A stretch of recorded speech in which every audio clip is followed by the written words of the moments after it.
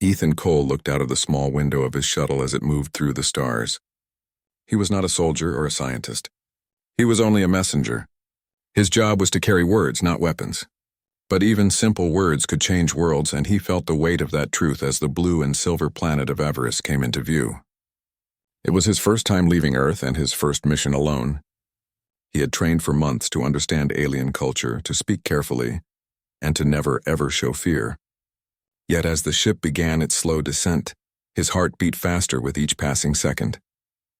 He knew this mission was important. The last contact with the Avarians had been tense. One wrong word could end all hopes for peace. None. When the ship landed, a soft blue light filled the landing bay. The air shimmered with energy. The floor was made of crystal-like stone that seemed to glow from inside. Everything on Avaris felt alive, even the walls. Ethan stepped out, feeling small under the tall arches that reached toward the sky. A group of guards waited for him. They were tall and elegant, their skin clear and shining like glass. Their eyes glowed faintly, in shades of gold and silver. None of them spoke. They simply turned and began to walk, and Ethan followed. The palace of Queen Lysara was unlike anything he had ever seen. The halls looked as if they were carved from ice and light. Streams of energy flowed through the floors and walls, glowing softly. It was silent, yet not empty. Every step echoed as if the palace itself was listening. Ethan wanted to speak, but he kept quiet, remembering his training. He was here to deliver a message, not to ask questions. Nen. They led him to a great chamber where light poured in from above. The air was warm and smelled faintly like rain. At the center stood the throne, made of pure crystal that shimmered with 100 colors. And on it sat Queen Lysara. She was tall and graceful, her skin like soft glass with a golden hue. Her eyes glowed faintly, deep and calm, and her voice when she spoke was smooth like music. "Welcome, human messenger," she said. "You have come far." Neen. Ethan bowed slightly. "Your Majesty," he said carefully, his voice steady though his hands trembled inside his gloves. "I bring words of peace from the Terran Union. Our people wish to renew the friendship between Earth and Avaris."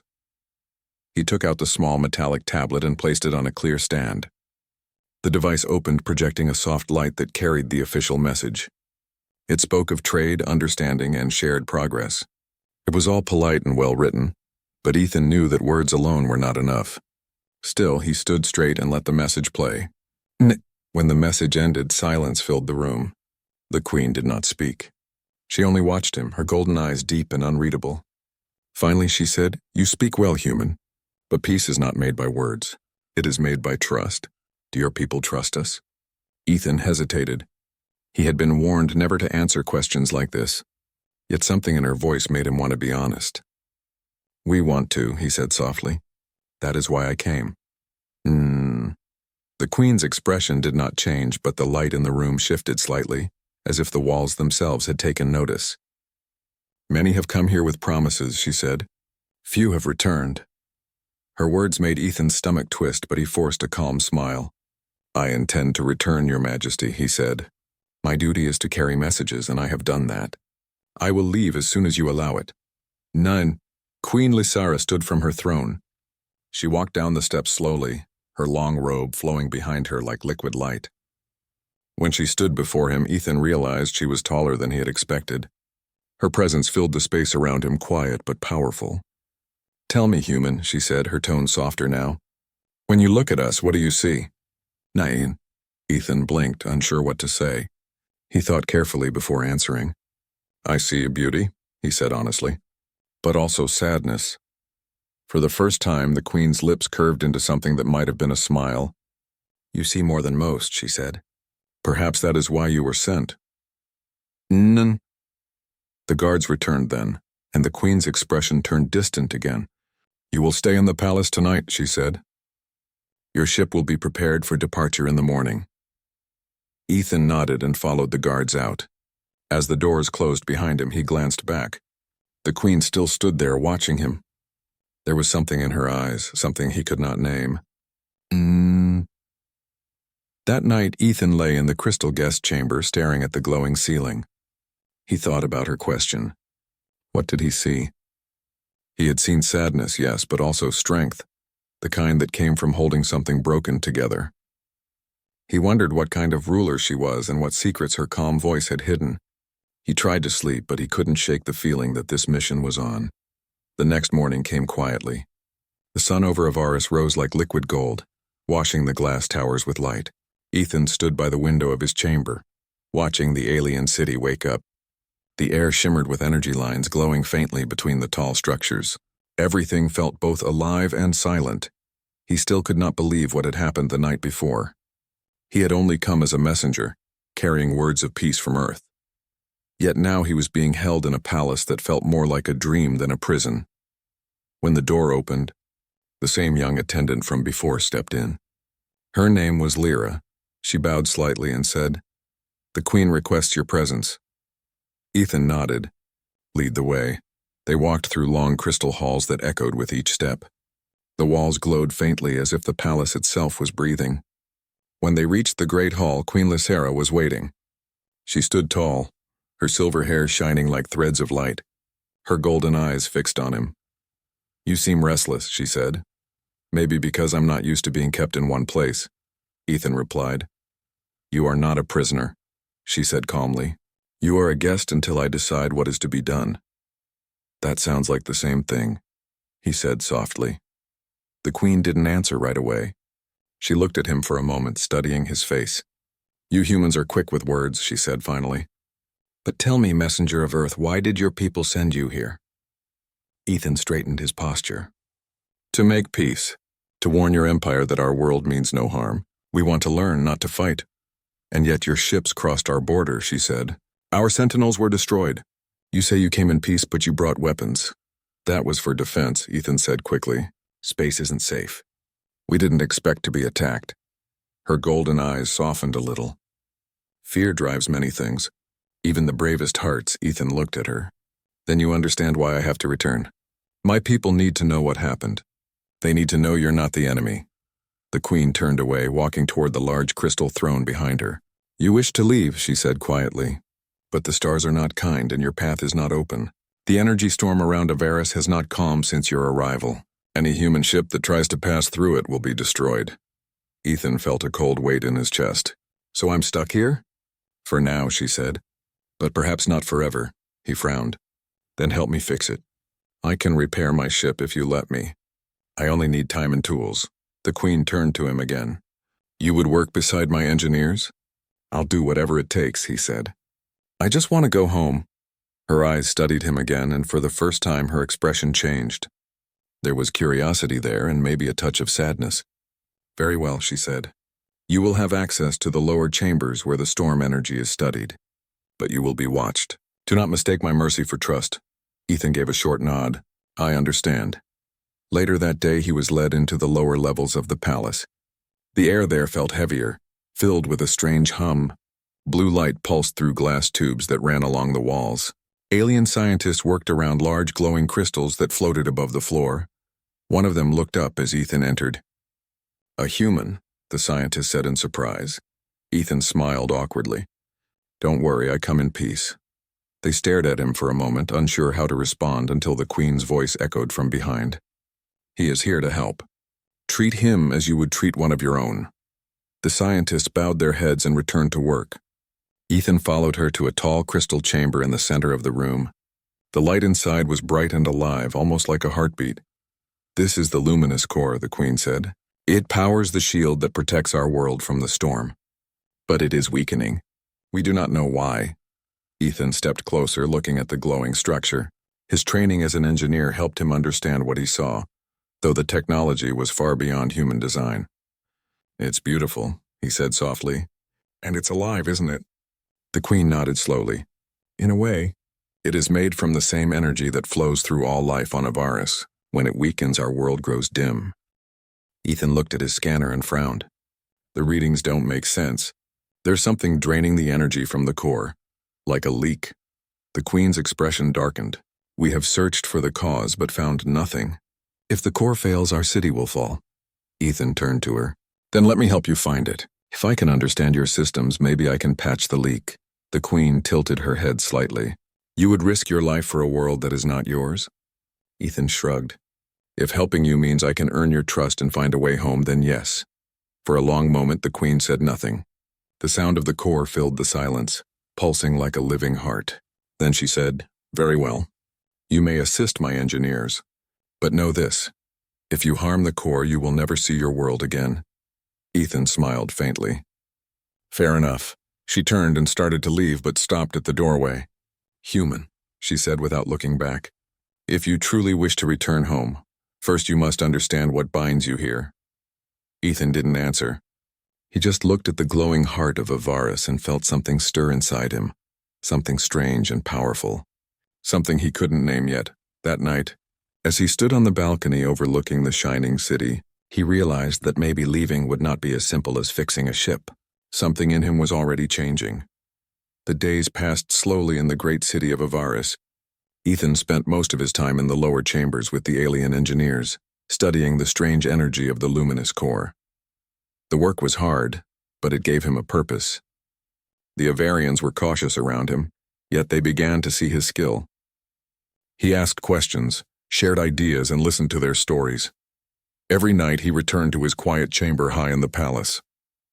Through the crystal walls, he could see the glowing veins of light that ran through the city. They looked like living rivers flowing through glass. Sometimes he wondered if the planet itself was alive. One evening, while Ethan was checking energy readings, Lyra came to him. She looked worried. "You should stop for today," she said softly. "You've been working since dawn." Ethan smiled faintly. "I'm close to finding something. Look at this pattern. It repeats every few hours like someone is drawing power from the core." Lyra's eyes widened. "You mean stealing energy?" He nodded. "Maybe, but I need proof." Before she could reply, the sound of footsteps echoed down the hall. The Queen entered, surrounded by 2 guards. Her expression was calm, but there was tension in her eyes. "You have been working without rest," she said. "Why?" Ethan showed her the screen on his scanner. "Because this doesn't look natural. Someone's draining your core, and it's not the storm outside, it's something inside your city." The Queen walked closer, studying the data. "You are certain of this?" "I'd bet my life on it," Ethan said.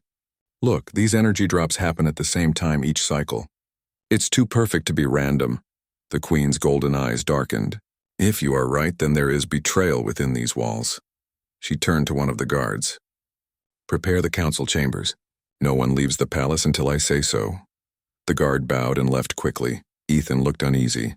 "Wait, are you saying someone in your own council is behind this?" Lysara nodded slowly.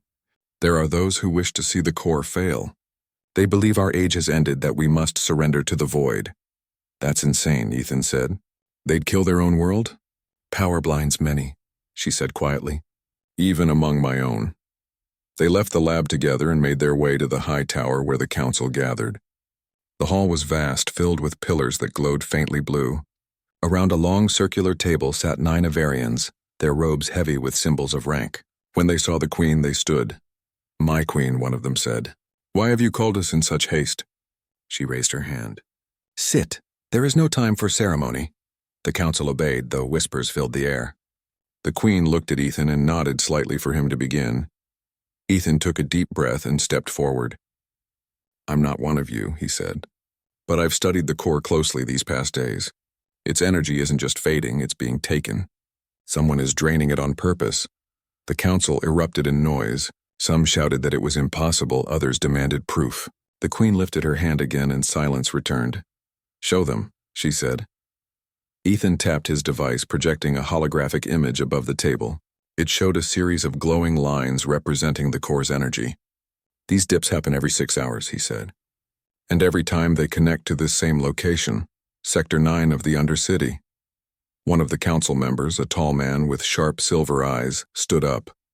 "Sector 9 is restricted," he said quickly. "Only maintenance drones go there." Ethan looked at him. "Then why is there a strong energy signal there every time the core weakens?" The man hesitated, his expression tight. The Queen's gaze fixed on him. "Councillor Varric," she said slowly, "you oversaw that sector, did you not?" Did, my Queen," he said. "But I know nothing of this." Ethan watched closely. Something in the man's voice didn't sound right. "Then maybe we should check it together," he said. The Queen nodded once. "We will go now." They descended deep into the Undercity, far below the shining towers. The tunnels grew darker, the air thicker. Blue lights flickered weakly along the walls. When they reached Sector 9, Ethan saw strange machines hidden between old crystal supports. "This is it," he said. "The energy drain starts here." The Queen turned to Varric. "Explain this." Varric stepped back, his eyes cold. "You would not understand," he said.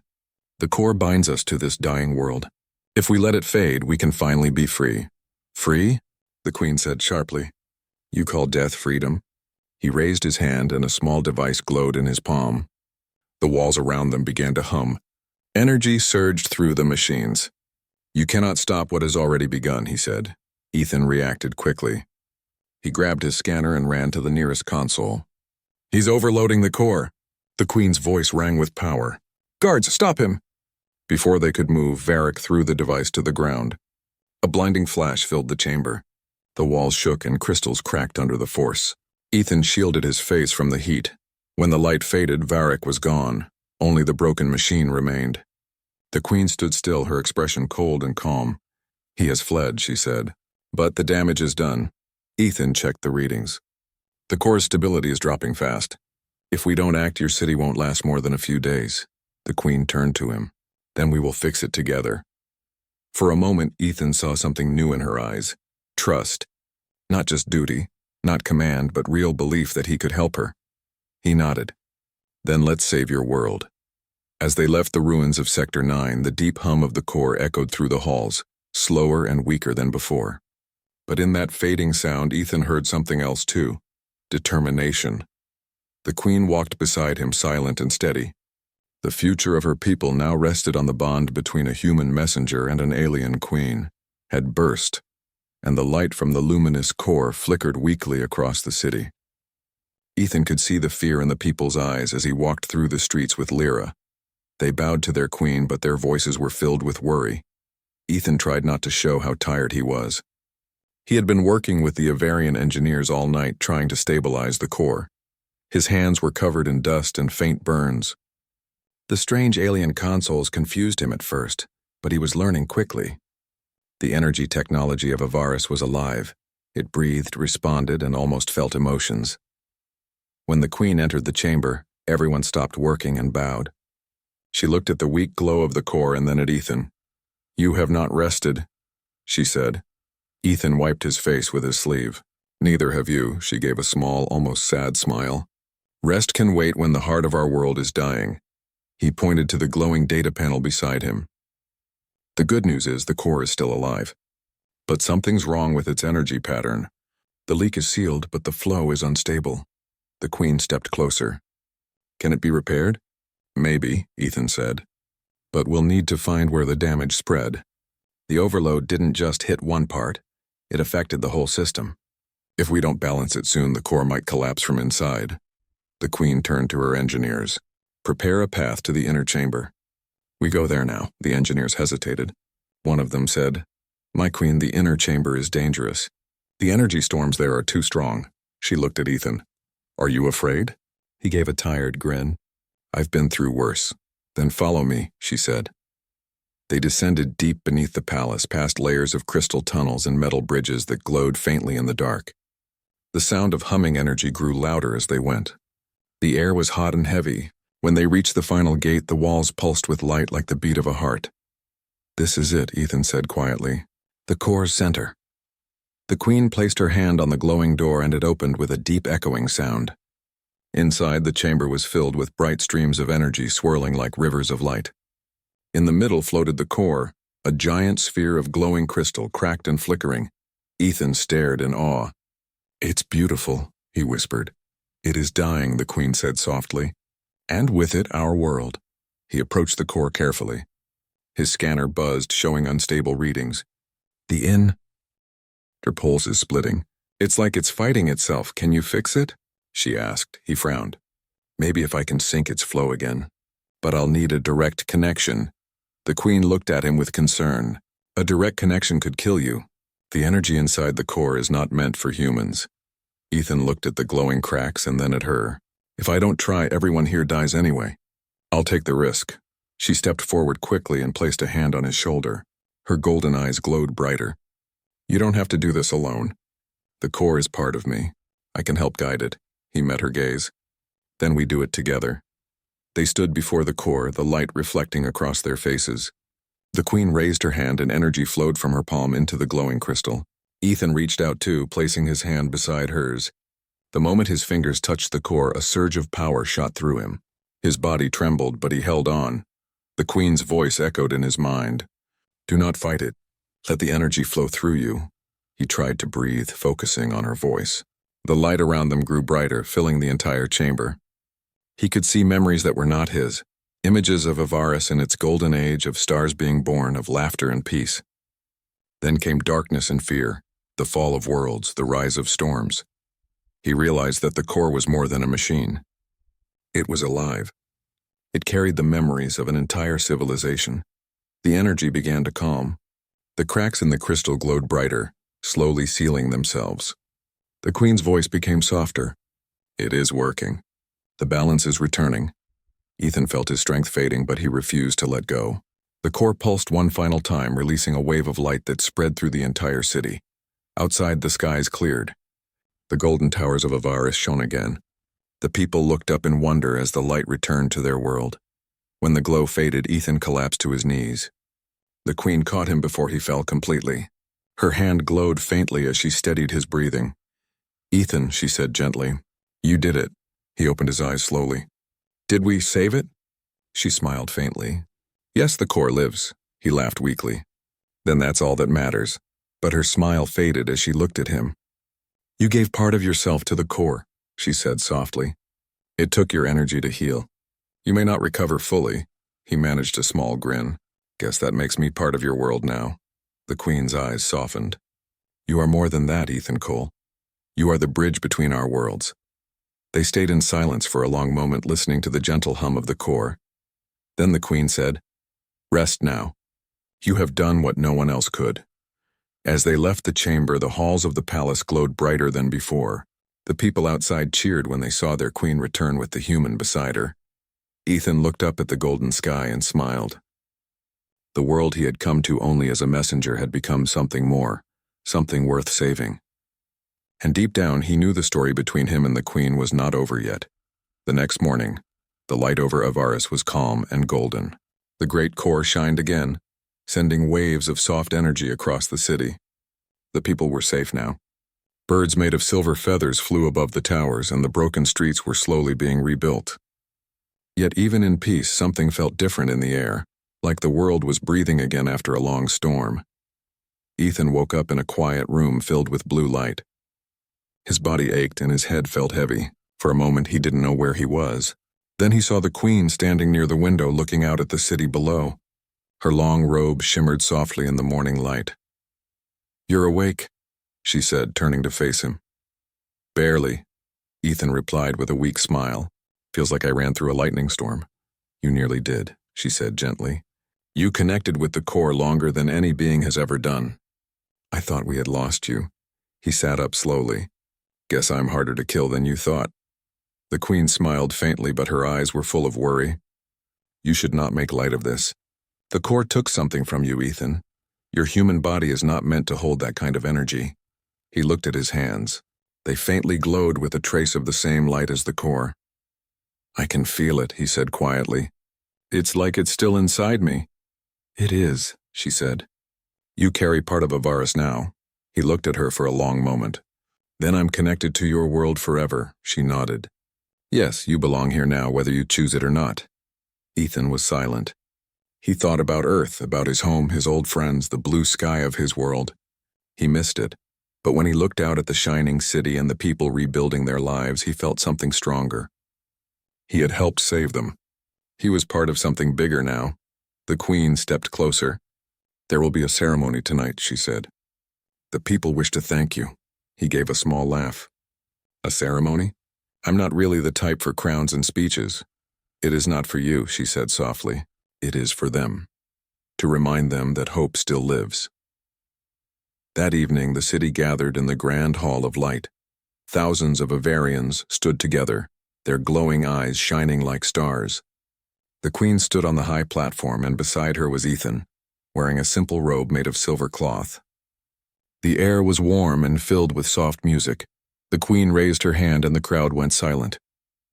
People of Avaris, she said, her voice echoing through the hall. Our world stands alive because of courage, because one among us, though not of our kind, chose to risk everything to save us. Ethan felt embarrassed as all eyes turned toward him. He came from a distant world, the queen continued, a world that many of us once feared. Yet he showed us that strength is not born from power, but from heart, from kindness, from sacrifice. The crowd bowed and 1,000 voices spoke in unison. Ethan of Earth. He looked at them all and smiled shyly. I just did what anyone would do, he said quietly. I couldn't stand by and watch your world fall. The queen looked at him with warmth. Not anyone would have done what you did. After the ceremony, as the music faded and people left with joy in their hearts, the queen and Ethan stood alone on the palace balcony. The stars shone above, brighter than ever. The core is stable now, she said. Avaris will live for another 1,000 cycles. That's good to hear, he said softly. But what about you? You gave your strength too. I could feel it. She looked at him with calm eyes. I will recover. The core and I share life. It took some of my energy, but it also gives it back slowly. Ethan leaned against the railing. You know, he said, when I first came here, I just wanted to deliver a message and go home. I never thought I'd care so much. She looked at him for a long time. You are different from other humans I have heard of. You see life, not just power, he smiled faintly. And you're different from any queen I've met. You listen. You care. For a moment, neither of them spoke. The sound of wind flowed gently around them. The lights of Avaris glowed below like stars on the ground. The queen finally said, Perhaps the stars sent you here for a reason. Maybe, Ethan said. Or maybe fate just got tired of watching me run. She smiled at his words. And will you stay? He hesitated. I don't know. My people might think I'm dead by now, but here, I feel like I found a place where I matter. You have always mattered, she said softly. He looked into her golden eyes and saw something there, something deep and unspoken. He stepped closer. Then maybe I'll stay a little longer. The queen didn't answer with words. She only looked at him, and in that silence everything was clear. The bond between them had grown beyond duty or friendship. It was something rare, something born from shared pain and hope. Far above them, the core pulsed once more, sending a wave of light across the sky. It was as if the world itself was blessing their choice. Ethan took a deep breath and said, So what now? The queen looked at the stars. Now we rebuild, together, he nodded, smiling. Together sounds good, and as the night went on, the human and the alien queen stood side by side under the vast sky of Avaris, a bridge between two worlds, bound by light, courage, and something that neither of them fully understood, yet both felt deep in their hearts.